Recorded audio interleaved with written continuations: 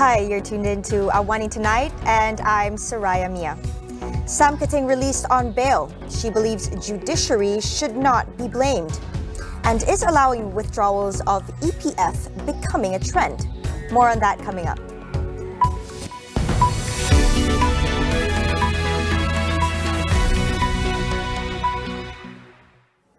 The Court of Appeal has granted Sam Ke Ting a stay of execution following the High Court's decision last week, where she was sentenced to 6 years in prison and 6,000 ringgit fine for reckless driving that killed 8 teenagers in Johor 5 years ago. Sam also gets to stay out of custody pending the disposal of her appeal. The 3-member bench granted Sam's bail application with a 10,000 ringgit bond after Deputy Public Prosecutor Manoj Kurup told the court the prosecution did not have any objections. Despite being acquitted twice on reckless driving and causing deaths, 27-year-old Sam was convicted by High Court last week and was denied bail. The date of Sam's appeal hearing is yet to be determined. Sam's case has been the subject of public debate. She is largely seen as a victim of circumstance after crashing into a group of teenagers racing on illegal bicycles, which had been modified by having brakes and lights removed on a poorly lit road at 3:20 a.m. on February 18, 2017. But Sam was said she believes the judiciary is not to be blamed. Defense counsel Muhammad Faisal Mokhtar said Sam is disappointed with the criticism hurled against the judiciary when her acquittal was overturned. He said Sam's case should not be seen through the racial lens, but instead it was a universal issue of life and freedom. Bagi Sam Ke Ting, dia katakan bahawa dia adalah law-abiding citizen. Dia percaya kepada kedaulatan undang-undang dan dia akur dengan sebarang keputusan mahkamah. Dan dia melahirkan rasa kecewa apabila pihak menyalahkan pihak sistem kehakiman. Apabila dia menang, pihak maknanya macam bila dia kalah je sistem kehakiman rosak dan sebagainya. Jangan pandang pada isu yang kolot. Isu yang Sam Ke Ting sendiri faham adalah tentang nilai nyawa manusia. Jadi dalam kes ni dia bertembung dengan isu kebebasan seseorang tertuduh selagi dia tak dibuktikan bersalah. The lawyer said that Sam expresses sympathies with the families of the deceased. Airline ticket prices have come down by 30% after the Malaysian Aviation Commission, MAVCOM, agreed to compromise for the festive season. This is according to Transport Ministry's Secretary General, Dato' Isham Ishak. He said that MAVCOM would come out with an official statement detailing the new rates in the near future. Isham said the rates were managed to be lowered by increasing the frequency of flights through redeployment of planes. On Sunday, Prime Minister Dato' Sri Ismail Sabri Yaakob reminded airline operators not to reap large profits by increasing ticket fares during the festive season. The issue has become a hot topic, with reports that some airlines had increased the return fare to Sabah or Sarawak from 300 ringgit to 2,000 ringgit.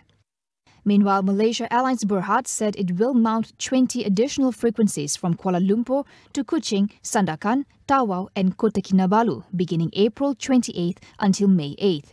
In a statement today, the national carrier said with additional frequency of over 7,000 seats made available, fares will be dynamically adjusted downwards for customers to enjoy low fare. The Indonesian National Search and Rescue Agency has called off its search for 14-year-old Dutch diver Nathan Renzi Chesters. He was reported to have died after missing for 4 days while diving at Pulau Tokong Sanggol, Mersing. Indonesian authorities have sought to help because they believed the boy could have drifted into Indonesian waters. Mersing Maritime Zone Director Commander Khairul Nizam Misran said the operation officially ended at about 7 p.m. yesterday following no clues on the presence of the boy in the waters of Pulau Bintan, Indonesia. Nathan and his British father, 46-year-old Adrian Peter Chasters, were in a group of 4 who went missing while on training dive off Mersing on April 6. Only Adrienne, the group's diving instructor Christine Grodem, and 18-year-old Alexia Alexandra Molina were rescued. Adrienne confirmed the death of his son to authorities when he was rescued.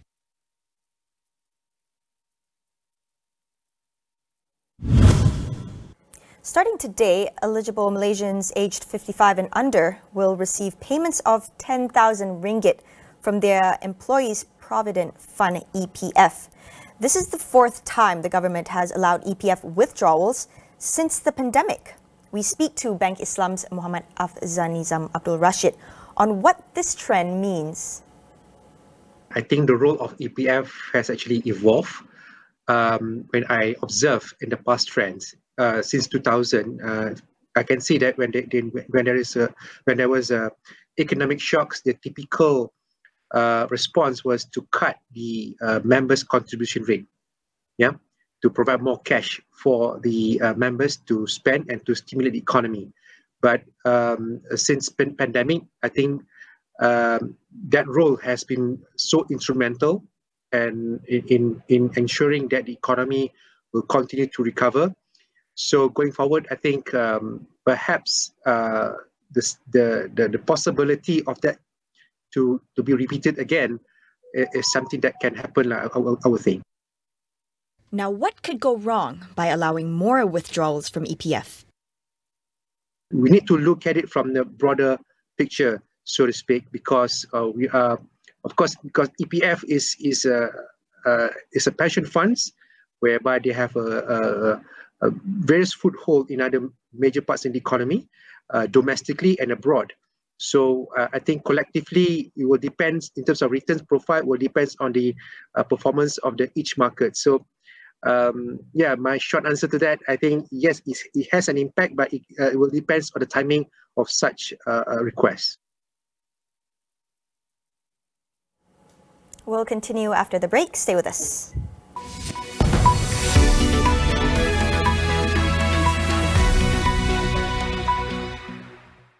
Kita sering menyangka rumah kita tentunya bersih, namun debu-debu yang tersembunyi tetap ada. Dyson V12 Detect Slim dengan teknologi laser pengesan debu memerangkap zarah yang tidak boleh dilihat dengan mata kasar. Kuasa sedotan menyesuaikan diri secara automatik dan penapisan keseluruhan mesin memerangkap habuk halus, membersihkan tempat yang sukar dicapai dan memberikan anda bukti saintifik. Beraya di rumah yang lebih bersih bersama Dyson. Nikmati plan ansuran faedah 0% dari Dyson. Insan yang berjaya juga insan seperti kita. Didorong ke azaman demi mencapai cita-cita mereka. Super. Melengkapkan juadah anda.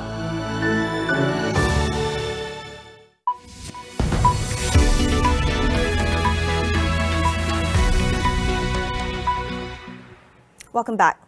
E-commerce enjoyed accelerated growth during the pandemic as it became the lifeline for many people and businesses. But as we return to normalcy, will e-commerce continue to enjoy a boom? And how should retailers strategize for the transition to endemicity? Ganesh Kumar Banga from Future Digital, the think tank arm of the National Tech Association of Malaysia, weighs in. Of course, in the last couple of months, in the first quarter of this year, I think that growth has slowed down a bit because as people actually want the experience of going to physical outlets, I think the first quarter has slowed down, and Google actually estimates that over the next 2 years, e-commerce is expected to grow actually about 10%, which is a lot lower than what it grew the last 2 years, right? So we're starting to see the e-commerce growth stabilizing. It won't grow as fast as it grew the last few years because a lot of people are already online now, already buying online, right? However, there's still sectors within e-commerce that's actually expected to grow. Ganesh said more consumers are now shifting towards buying products on social media. So Lazada and Shopee is really marketplace commerce, right? Where you buy based on brands from marketplaces. The future, as I alluded to earlier, is actually social commerce, where people buy based on relationships. People buy from celebrities across social media channels such as TikTok and Facebook. And with TikTok now creating a structured mechanism to actually enable that to happen, I think that's where the area of growth really will come from, right? social commerce is the area of growth, and celebrities and influencers is what will actually drive that growth. He also sees a future in cross-border commerce, but reminds Malaysians to up their digital marketing and branding to stay ahead of the game. Over the last few years, because borders were shut, cross-border commerce growth actually didn't happen as much as it should have. But today now, as borders open up, cross-border commerce is another area of growth as well. And when it comes to cross-border commerce, what will happen is our competitors are not the kampong away or the city away. It's actually coming from China, right? I remember many years ago when Jack Ma set up the digital free trade zone, he actually said he wanted the product to be able to be delivered anywhere in the world, from anywhere in the world within 48 hours. Now, if that happens, our competition is from places like China. And when it comes to basically competing with Chinese manufacturers, price becomes a key issue, right? And we may not be able to compete on price. So we need to find other ways to compete. We need to build our capability on marketing. We need to use brands. We need to use celebrities. We need to use influencers, right? So that will be the reason why people buy our products, because of the brand, because of the quality, because they buy based on relationships, right? So in short, basically, there are these 2 or 3 trends that are all coming together. And as all of this comes together, Malaysian SMEs and brands really need to find that differentiation and grow based on that new sectors of growth.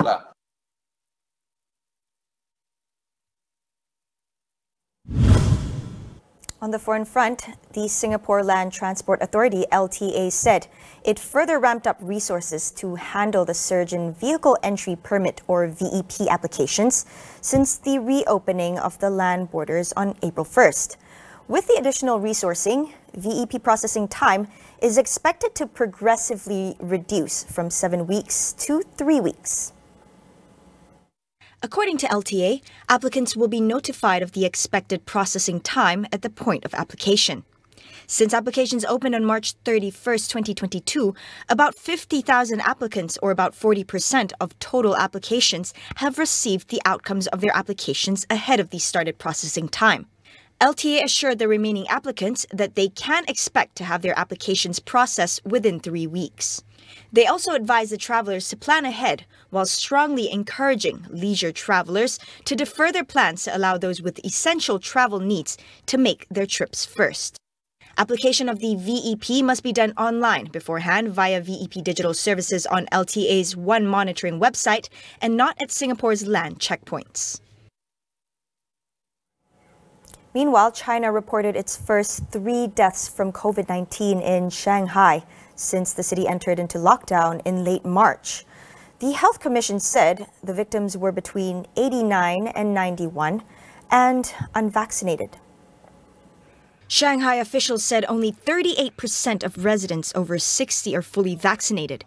The city is now due to enter another round of mass testing.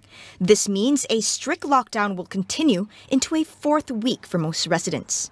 Until now, China maintained that no one died of COVID in the city, a claim that has increasingly come into question. Monday's deaths were also the first COVID-linked deaths to be officially acknowledged by authorities in the entire country since March 2020. A cruise ship docked in Sydney Harbour this morning, the first time in more than 2 years after a year since the industry was banned due to COVID-19 in March 2020. Tugboats carrying water cannons showered the Pacific Explorer as it sailed into the city's cruise terminal in a grand entrance. Crowds gathered at the base of the Sydney Harbour Bridge to watch its arrival, which began its 18,000-kilometre journey back to Australia nearly a month ago. There were about 250 staff and passengers on board. In 2020, international cruise ships were banned after a COVID outbreak that spread from the Ruby Princess ship, linking to hundreds of cases and deaths. The Pacific Explorer and 2 other cruise ships owned by P&O were anchored off the coast of Cyprus for the past year, waiting for Australia to lift the ban.